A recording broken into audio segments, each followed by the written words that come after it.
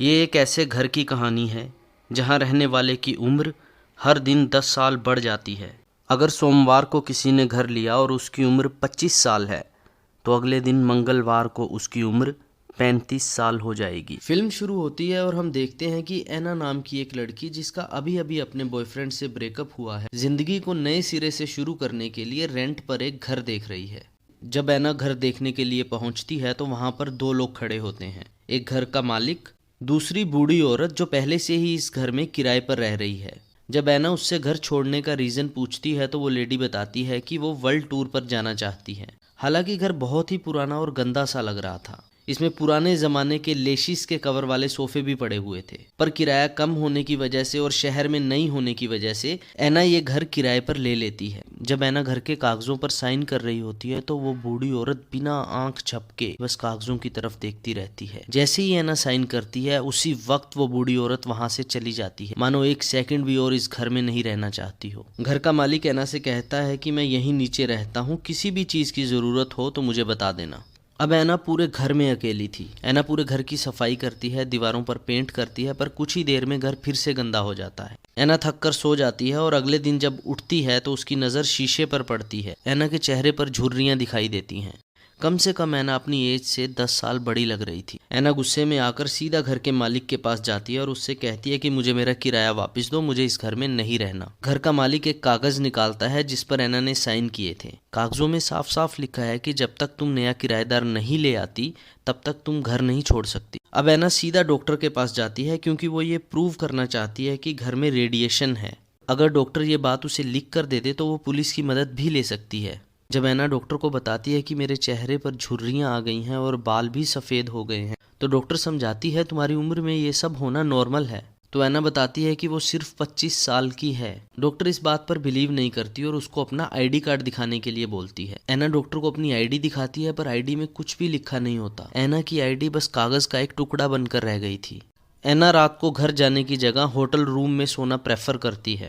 अगले दिन जब उठती है तो उसके दांत गिरने लगते हैं, उसके चेहरे पर और ज्यादा झुर्रियां हैं और बाल पूरी तरह से सफेद हो चुके हैं। एना की उम्र कम से कम 80 साल हो चुकी है। वो घर के मालिक के पास जाती है तो वो बताता है कि घर अकेला रहना पसंद नहीं करता। तुम जितना ज्यादा घर से दूर रहोगी उतना ज्यादा बूढ़ी होती चली जाओगी। यहाँ से निकलने का सिर्फ एक ही तरीका है, तुम नए किराएदार ढूंढ लो। एना को बहुत गुस्सा आता है और वो डिसाइड करती है कि वो अपने साथ साथ पूरे घर को जला देगी। पर जब वो ऐसा करने लगती है तो घर उसे ऐसा करने नहीं देता। जैसे ही वो माचिस की तीली जलाती है वो तीली अपने आप बुझ जाती है। घर का मालिक बताता है कि इस घर को जलाना या तोड़ना नामुमकिन है। इसके बाद एना मदद के लिए अपने एक्स बॉयफ्रेंड के पास जाती है, पर वो एना को पहचान नहीं पाता और अपनी नई गर्लफ्रेंड के साथ कार में बैठकर निकल जाता है। अब एना के पास कोई रास्ता नहीं बचा था। वो चुपचाप सोफे पर बैठ जाती है। तभी उसके सामने कॉफ़ी और बिस्किट आ जाते हैं। ऐसा लगता है जैसे घर को भी एना की हालत पर तरस आ गया हो। एना नया किराएदार ढूंढने के लिए इधर उधर भटकने लगती है और उसे एक किराएदार मिल भी जाता है। अब इसे घर देकर वो भी घर से बाहर निकल सकती है। ये किराएदार कोई और नहीं बल्कि एना का एक्स बॉयफ्रेंड और उसकी गर्लफ्रेंड है। इन्हें घर पसंद आ जाता है और ये कागज़ों पर साइन करने वाले होते हैं। तभी एना कागज़ों पर कॉफ़ी गिरा देती है और दोनों को घर से बाहर निकाल देती है।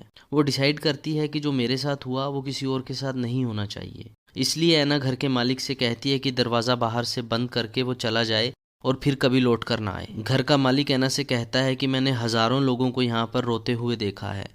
वो खुद को बचाने के लिए किसी दूसरे को फंसा देते हैं, पर तुम्हारे जैसा नेक इंसान मैंने कभी नहीं देखा। इतना बोलकर घर का मालिक वहाँ से चुपचाप चला जाता है। उसके जाने के बाद एना सोफे पर बैठ जाती है। ऐसा लगता है जैसे उसने अपनी रियलिटी को अब एक्सेप्ट कर लिया है। एना की पूरी बॉडी ऊन में बदल जाती है। एना का सर लैश बन जाता है और बाकी बॉडी से जो धागे निकलते हैं वो सोफे में ही अटैच हो जाते हैं।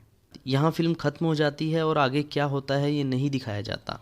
पर यहाँ पर एक थ्योरी अप्लाई की जा सकती है। जैसा कि हम जानते हैं कि सोफ़े का रंग बिल्कुल फीका था, पर एना से निकले रंग बिरंगे धागे जो अब सोफ़े का हिस्सा हैं कहीं ना कहीं पॉजिटिविटी को दर्शाते हैं। क्योंकि एना भी अब घर का ही हिस्सा है तो हो सकता है कि घर के स्वभाव में आगे चलकर कुछ बदलाव आ जाएं और आगे जब कोई इस घर में आए तो हो सकता है घर उसे तंग ना करे।